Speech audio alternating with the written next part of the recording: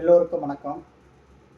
நமது சேனல் முதல் முறையாக இந்த சேனல் மூலமாக சட்டம் நம் கையில் என்ற தலைப்பில் முதல் முறையாக சிவில் ப்ரொசீஜர் கோடு உரிமையியல் நடைமுறை சட்டம் 1908 இதில் உரிமையில் சம்பந்தப்பட்ட வழக்கு என்னென்ன அப்படி என்பதை கொஞ்சம் சுருக்கமாக பார்ப்போம்.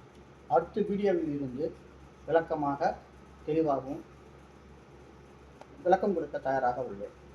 தற்போது சிவில் நேச்சர், அதாவது சூட் ஃபார் சிவில் நேச்சர் என்ற தலைப்பில் உரிமையியல் நடைமுறை சட்டம் செக்ஷன் 9 சிபிசி 1908 இப்படி இதற்கு சிவில் நேச்சர்னா என்னென்ன அப்படி என்பதை பார்க்கலாம். சிவில் சம்பந்தப்பட்ட வழக்குகள் என்னென்ன அப்படி என்பதை பார்க்கலாம். சிவில் சம்பந்தப்பட்ட வழக்குகள் நம்ம ஆரம்ப காலத்தில் வெள்ளக்காரங்காலத்திலே, அதாவது பிரிட்டிஷர் காலத்திலே பிரிவி கவுன்சில் விளக்கம் கொடுக்கப்பட்டது. The Code of Civil Procedure 1908 lays down in the procedural law for the enforcement of the civil rights in India. While it does not provide for the express definition of the term suit, concept forms the bedrock of civil litigation. Judicial authorities have interpreted suit for to the main proceedings of a civil nature instituted by the presentation of a plaint before a court competent jurisdiction. Section 9 of the CPC recognizes of the jurisdiction of civil court entitled of all suits of the civil nature unless expressly banned. While Section 26 26 and Order 4 Rule 1 stipulated the every suit shall be instituted by filing plaint. Thus, the institution of a suit is the formal act. This sets the machinery of civil adjudication in the motion. அப்படின்னு ஆரம்பத்திலே சொல்லப்பட்டுள்ளது. The courts have elaborated in the concept in the several decisions. Ansrasha Gupta versus Degradun Missouri Electric Drama Corporation Limited, All India Report 1933 பிரிவி council 63 என்ற வழக்கில் தெளிவாக சொல்லப்பட்டுள்ளது. பிரிவி council held that the suit ordinarily means by civil proceedings instituted by the plaintiff. Similarly, அதே போல ஒரு வழக்கு நம்ம விடுதலை பெற்ற பிறகு, இந்தியா விடுதலை அடைஞ்ச பிறகு, குடியரசான பிறகு முதல் முறையாக இந்தியாவில் உச்சநீதிமன்றத்துக்கு உட்பட்டு நம்ம இந்தியாவிலே உச்சநீதிமன்ற நடைமுறைக்கு வந்த பிறகு அப்பொழுது உரிமையியல் வழக்குகள் என்னென்ன அப்படின்றதுக்கு இன்னொரு வழக்கில் முதல் முறையாக ஒரு லேண்ட்மார்க் ஜட்ஜ்மெண்ட்ல தெளிவாக சொல்லியிருக்காங்க. அது என்ன வழக்குன்னா Pandurang versus Shantibai, all India report 1989 supreme court 2240 என்ற கட்டத்தில் observed that the suits a legal proceedings where a plaintiff seeking for enforcement of a civil right against a defendant. Thus, the essential of a suit include that the presence of what is a cause of action, a prayer for relief, and the institution before a court accordance with the CPC என்று தெளிவாக சொல்லப்பட்டுள்ளது. இதில் என்ன சொல்கிறான்னு கேட்டால், supreme கோர்ட்டில் ஒரு suit legal proceedings என்பது, அதாவது சிவில் ப்ரொசீடிங்ஸ் என்பது சிவில் சம்பந்தப்பட்டது அகேன்ஸ்ட் டிஃபெண்டன்ட்க்கு ஒரு வாதி ஒரு வழக்கு தாக்கல் செய்யும் பொழுது பிரதிவாதிக்கு எதிராக தாக்கல் செய்து அவங்களுடைய அடிப்படை தேவைகள் சூட்ஸ் ஃபார் இன்க்ளூடட் பிரசன்ஸ், அவங்க பார்ட்டிஸுக்குள்ள இவங்க ரெண்டு பேத்துக்குள்ள என்ன நடக்குது, காஸ் ஆஃப் ஆக்ஷன் வழக்கிடும் உரிமை என்ன இருக்குது, பிரேயர் அவங்களுடைய கோரிக்கை என்ன வேண்டும், அவங்களுடைய கோரிக்கை என்ன வகை உரிமையில் சட்ட சம்பந்தத்துக்கு உட்பட்டது இருக்குதா, institution of the before court accordance with the CPC, இவ்விகள் சட்டத்துக்கு உரிமையில் நடைமுறை சட்டத்துக்கு உட்பட்டு வருகிறதா என்ற பார்த்து கொடுப்பதே சிவில் நேச்சர் அப்படின்னு சொல்லப்படுது. இப்போ நம்ம எத்தனை வகையான என்னென்ன சிவில் நேச்சர், அதாவது உரிமையில் சம்பந்தப்பட்ட வழக்கு என்னென்ன அப்படின்னு சொல்லிட்டு சொல்லிப்பாங்க. Types of the suit under CPC 1990 based on the nature of the subject matter. Civil suit civil சூட்டை ஆல்ரெடி பார்த்துருக்குறோம். இதில் எத்தனை வகையான சிவில் நேச்சர்ன்றதை நாம் பார்க்கலாம். Civil suits commercial suits, revenue suits, family suits. இது அதாவது சிவில் உரிமையில் சம்பந்தப்பட்ட வழக்குகள், வணிகம் சம்பந்தப்பட்ட வியாபாரம் சம்பந்தப்பட்ட கமர்ஷியல் வியாபாரம் சம்பந்தப்பட்ட வழக்குகள், கான்ட்ராக்ட், ஒப்பந்தம் அனைத்து வரும் சிவில் மேட்டர். ஆமா சார் வருது. Revenue should file enforcement civil rights for of the ownership, possession, enforcement and the contract. இதெல்லாம் சிவில் ரைட்ஸ் சம்பந்தப்பட்டது. ரெண்டு example property dispute, contract enforcement, இந்த டார்ஸ் கிளைம்ஸ், தீங்கு நடைமுறைப்பட்டிருந்தல். கமர்ஷியல் சூட்டில் வந்து என்ன சொல்கிறாங்கன்னா, introduced by the commercial court வந்து 2015 வந்து தெளிவாக அந்த சட்டம் ஏற்றப்பட்டுள்ளது. But governed proceedings by CPC amendment related to the trade dispute, banking, insurance, intellectual property, etc. இவை சம்பந்தப்பட்ட உடனே கமர்ஷியல் சூட்ஸுக்கு வரும். பேங்கிங் சம்மந்தப்பட்டது, வணிகம் சம்மந்தப்பட்டது, இன்சூரன்ஸ் சம்மந்தப்பட்டது, இன்டலெக்சுவல் ப்ராப்பர்ட்டி, நுண்ணறிவு சட்டங்கள், நுண்ணறிவுக்கு உட்பட்டு அனைத்துமே கமர்ஷியல் சூட்ஸ்.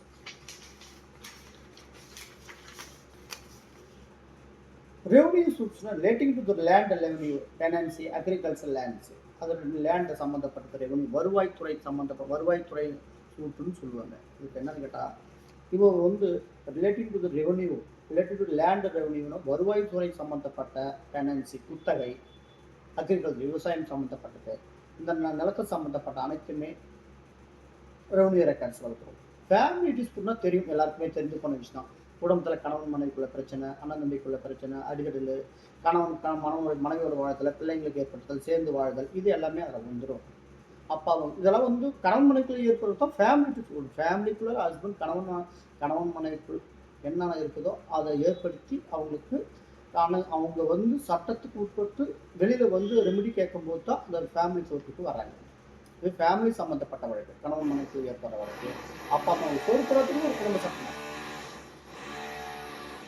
இது அனைத்துமே அவசியம். இதுக்கு உட்கடியாக இன்னொரு கிளைம்டு ரிலீஃப் கிளைம்டு உள்ள இருக்கு. அதாவது பேஸ்டு ஆன் த ரிலீஃப் கிளைம்டுன்னு சொல்லுவாங்க. என்னென்ன கிளைம் பண்ண முடியுமாக சிவில் கோர்ட்டு சொல்லப்பட்டு, suits for recovery money. Suits for recovery மணினா filed under sign general CPC procedural order 7 rule 1 இல்லை கிளைண்ட் ரெக்கவரிமெண்ட் தான் கிளைண்ட் சீக்கிங் ஃபார் ரீபேமெண்ட்டு. கடன் கொடுத்துட்டு இருப்பாங்க, கடன் கொடுத்துட்டு பாண்டு கொடுத்துட்டு பணம் எழுதி வச்சுட்டு குறிப்பிட்ட காலகட்டத்தில் பணம் வாங்கிட்டு பணம் கொடுக்கணும். அது ஆட்டோமேட்டிக்காக மணி சூட்டு பாண்டு எழுதி கொடுத்து வாங்கிறது, அக்ரிமெண்ட் போட்டு பணம் வாங்கிறது, இது அனைத்துமே சூட் ஃபார் மணி ரெக்கவரிமெண்ட். Right, suits for recovery money. இதில் வந்து காம்பன்சேஷன் ரெக்கவரி மணி வாங்கிட்டு ஒரு உங்களுக்கு எதிர்பார்க்க முடியாத ஒரு இழப்பு ஏற்படுத்து, ஒரு ஒப்பந்தம் போட்டுக்கிட்டு ஒரு விவசாய இடத்துல கொடுத்து குறிப்பிட்ட காலம் முடியறதுக்குள்ளார அவங்களாம் வந்து இந்த ஒப்பந்தம் முடியறதுக்குள்ள உங்களுக்கு அந்த இடத்தோட காலி பண்ணும், அதனால அந்த பயிர் நஷ்டம் வந்துச்சு, செலவு நஷ்டம் வந்துச்சு அப்படின்னா அது டேமேஜ் இல்லை. உங்கள் பேர் ஒரு ரெப்புடேஷன் உங்களுடைய புகழை கலங்கப்படுற மாதிரி, உங்கள் குடும்பத்தை பற்றி அவதராக பேசுகிற மாதிரி இது வந்தாலும் டேமேஜ் சூட்லேயும் வரும், கிரிமினல் சூட்லேயும் வரும், டெபமேஷன்லேயும் வரும். இது டேமேஜ் சூட்லேயும் போட்டாலும் இதுவும் வரும். இது அதை போட்டு சீக்கிங் ஃபார்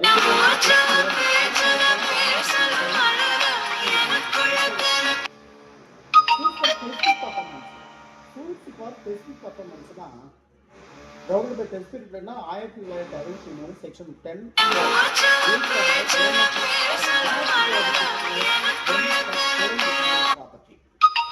ஸ்பெசிஃபிக் பர்ஃபார்மன்ஸ்னா ஒப்பந்தம் சம்மந்தப்பட்டது, அக்ரிமெண்ட் சம்மந்தப்பட்டது.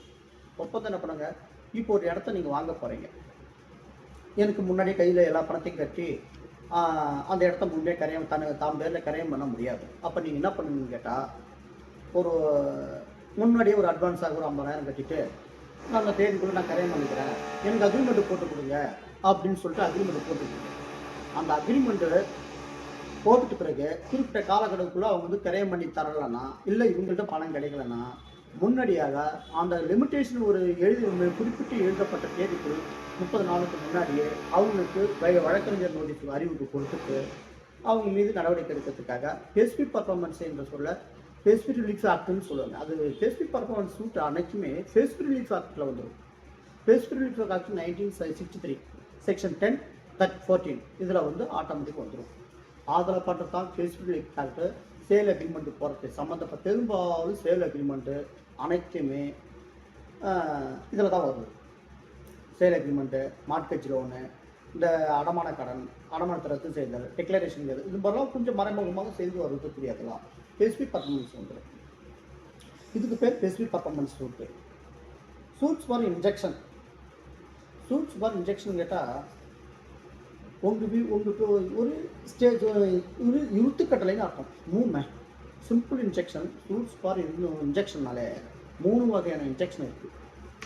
Simple injection, temporary injection, interim injection சொல்லுவாங்க. அதாவது சிம்பிள் இன்ஜெக்ஷன் தான் டெம்பரரி இன்ஜெக்ஷன் சொல்லுவாங்க.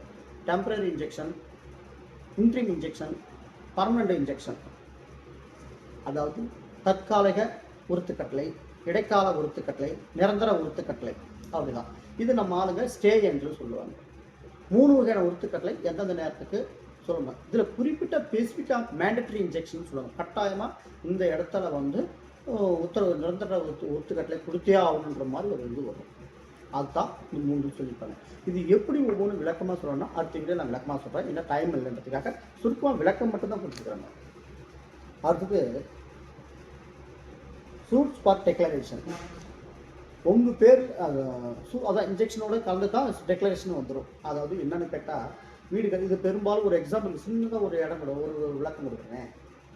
நம்ம பார்ட்டிங்களுக்கு நல்லா தெரிஞ்சிருந்து என்ன பண்ணுவாங்க, வீடு கட்ட அனுமதிச்சிருவாங்க. ஆனால் இப்போ கிராமத்தில் தான் இது மாதிரி தவறுகள் அதிகமாக நடக்குது. என்னென்னு கேட்டால் கிராமத்தை நிலத்தில் வந்து என்ன பண்ணுவாங்க, ஒருத்தர் வீடு கட்டிருப்பாரு, இடம் வேற ஒருத்தர் தான் இருக்கும், கரம்பா கிடக்கும், பக்கத்தில் ஒருத்தர் வீடு கட்டிருப்பான், அந்த இடத்துல குப்பை கொட்டுவான். எனக்கு அனுபவத்தின் அடிப்படையில் இந்த இடம் பட்டா போட்டு கொடுங்க மனையர்கிட்ட போயிட்டு அவன் வந்து அவன் பேரில் எழுதிட்டு வைத்திய சீட்டு கட்டி அது கட்சி ஒரு கிராமத்தில் ஒரு தோராயப்பட்டா ஃபார்ம் 4 அடிப்படையில் பட்டா போட்டு எடுத்துருப்பான். இது மாதிரி வழக்கு என்கிட்ட ஒரு 5 வழக்கு இருக்குது. நானும் நடத்திட்டு தான் இருக்கிறேன். பற்றி அந்த வழக்கு நடக்கும்போது அவங்க என்னன்றாங்க, அந்த இடத்துல தான் என்ன பண்ணுறாங்க, டிக்ளரேஷன் கேட்பாங்க. டைட்டில் டிக்ளரேஷன் யார் பேர் இருக்கும், வேற ஒருத்தர் காயில் பட்டா இருக்கும், பத்திரம் இருக்கும். ஆனால் பொசிஷன் ரைட்ஸ் ஆகிட்டு இருக்கும் இன்னொருத்தர் பேரில் இருக்கும், இன்னொருத்தர்கிட்ட இருக்கும். ஏன்னா அவங்க வீட்டு வரை இருப்பாங்க, cylinder bill, cash bill, bank book, வீட்டு வரை ரேஷன் கார்டு எல்லாமே அவங்க பேரில் வச்சுருப்பாங்க. அதன் அடிப்படையில் அவங்க இருப்பாங்க பொசிஷன் ரைட்ஸ் தர. அப்போ என்னுடைய அனுபவத்தை தடை பண்ணக்கூடாதும் அப்படின்றத வந்து அவங்க என்ன பண்ணுவாங்க, இன்ஜெக்ஷன் கேட்பாங்க, டெக்ளரேஷன் கேட்பாங்க. அது மாதிரி போன்ற தவறுகள் இது நிறைய இருக்குது. இன்னும் இது சிவில் சூட்ஸ் ஃபார் சிவில் நேச்சரை அடுத்த வீடியோ இன்னும் விளக்கமாக கொடுக்குறேன். பார்த்து வீடியோன்றதுக்காக தனியாக போடுறோம்னு எக்ஸ்பிளைன் டீட்டெயிலாக கொடுக்குறேன். அது லேண்ட்மார்க் ஜட்ஜ்மெண்ட் இந்தியாவிலே நிறைய இருக்குது. அதுக்கு நான் என்னோட ஜட்ஜ்மெண்ட்டும் உங்களுக்கு குறிப்பிட்டு கொடுக்குறேன். லிங்க் நம்ம முதல் வீடியோன்றதால கொஞ்சம் கொஞ்சமாக ஸ்டெப்பாக எடுக்கிறோம். அடுத்தது சூட்ஸ் ஃபார் டெக்ளரேஷன் உங்களுக்கு சொல்லிட்டேன். ஃபெசிலிட்டி ஆக்டர் தான் 1964 செக்ஷன் 30 மேண்டட்ரி இன்ஜெக்ஷன் கண்டிப்பாக வருதுன்னு டெக்ளரேஷன் லீகல் ரைட்ஸ். அது suits for position, recovery of immovable property, recovery of movable property, suits அதாவது இத்தனையும் வருது. Recovery of immovable property, recovery of the movable property. Recovery of immovable ப்ராப்பர்ட்டினா என்னன்னு கேட்டால், நிலத்தை வந்து நிலம் பூரா உங்கள் பேரில் இருக்கும். அடங்கு பட்டா கெட்டா அனைத்தும் உங்கள் பக்கத்தில் இருக்கும். ரெக்கார்ட்ஸ் சிவில் ரெவன்யூ ரெக்கார்ட்ஸ் அத்தனையும் உங்கள் பேரில் இருக்கும். ஆனால் அனுபவம் மட்டும் குறிப்பிட்ட ஒரு 50 வருஷத்துக்கு சம்மந்தமே இல்லாமல் இடையில வந்து அவன் வந்து அவங்க பேரில் ஒரு ஐடியா சீட்டு கட்டிக்கிட்டு அனுபவிச்சுட்டு அவன் இருப்பான். நாளைக்கு அவன் வந்து என்னன்னா இது என்னுடைய இடம் எனக்கு கொடுங்கன்னு சொல்லிட்டு இருப்பான். ஒரு குறிப்பிட்ட காலம் கழிச்சு அவன் வந்து என்ன பண்ணுவான், நிலத்தினுடைய வெண்டார் வந்து இந்த இடம் எங்களுக்கு இருக்குங்க, அனைத்து ரெவன்யூ ஆரம்ப கால ரெவன்யூ ரெக்கார்ட்ஸ்லாம் எங்களுக்கு தாங்க இருக்குது, அதனால எனக்கு நீங்கள் பட்டா வந்து எனக்கு தான் கொடுக்கணும், இந்த டைட்டில் அவங்ககிட்ட இருக்கிற பொசிஷன் அனுபவத்தை என்கிட்ட அதை எடுத்து கொடுங்க, அந்த உரிமை நீங்கள் வாங்கி கொடுங்கன்னு சொல்லிட்டு கோர்ட்டு மூலிமா சூட்டு போட்டு கேட்பாங்க. அதுக்கு பார்த்தா recovery of the immovable property position வச்சுக்கணும். பொசிஷன் ஆஃப் த ரெக்கவரினா அதே தான், அது சேம் தான், கேட்டது தான். ரெக்கவரி ஆஃப் த மூவபிள் ப்ராப்பர்ட்டினா பெரும்பாலும் இது ஒரு பொருளை விற்றுட்டோம். மூவபிள் ப்ராப்பர்ட்டினா நகரக்கூடிய தன்மை கொண்டது, நகர முடியாத தன்மை கொண்டது. நகர முடியாத எல்லாமே நில சம்பந்தப்பட்டது, நகரக்கூடியது அத்தனையும் நகரக்கூடியது. நகை, மரங்கள், வெட்டிய மரங்கள், பொருள்கள், வாகனங்கள் அனைத்துமே சிவில் உரிமைகள் வரும். அப்போ நகரக்கூடியது இதெல்லாம் எடுத்து ஒரு இடத்துலேருந்து இன்னொரு இடத்துக்கு மூவ் போகக்கூடிய அத்தனையுமே மூவபிள் ப்ராப்பர்ட்டி. ஒரு இடத்துலேருந்து இன்னொரு இடத்துக்கு மாற்றி அமைக்க முடியாத அனைத்து சொத்துக்களுமே இம்மூவபிள் ப்ராப்பர்ட்டி. இதுதான் வித்தியாசம், வேற இதில். இந்த கேஸ் வந்து 2 இதுலேயும் வரும். ஒன்று திருட்டு கேஸ்லேயும் வரும், ஒன்று சிவில் ரைட்ஸ்லையும் வரும். இப்போ ஒருத்தன் கார் வாங்குறான், கார் வாங்கும்போது என்ன பண்ணுவான், அத்தனை வண்டிக்கு சம்மந்தப்பட்ட அத்தனை ஆவணங்கள் இவங்களே வச்சுட்டு வண்டி மட்டும் அவன் கொடுத்துருவான். நாளைக்கு அவனுக்குள்ளே எதுக்கு பிரச்சனை ஏற்பட்டுச்சுன்னா வச்சுக்கேன், என் வண்டி திருட்டு போயிட்டான்னு சொல்லி போலீஸில் கம்ப்ளைண்ட் கொடுத்தான். இதுக்கு பேர் தெட்டு. இது மூவல் ரெக்கவர் பண்ணி கொடுங்கன்னு சொல்லியிருப்பான். இல்லை இதில் வந்து கிரிமினல் அஃபென்ஸில் போய்டும். இது மூவல் ப்ராப்பர்ட்டிக்குள்ள. அதில் வந்து அனைத்து ஆவணங்களும் கொடுத்து பிறகு இவன் பணம் மீதி கொடுக்காம வச்சுருப்பான். அப்போ அந்த ரெக்கார்டு பூர்வமாக அனைத்து இருந்துக்கிட்டு என்ன பண்ணுவோம் தெரியுமா, நீ பணத்தை கட்டினா தான் கொடுக்கணும், கொடுக்க மாட்டாங்க, அனைத்து கார் வித்துட்டேன், பாதி பணம் தான் கொடுத்தா மீதி பணம் கொடுக்கல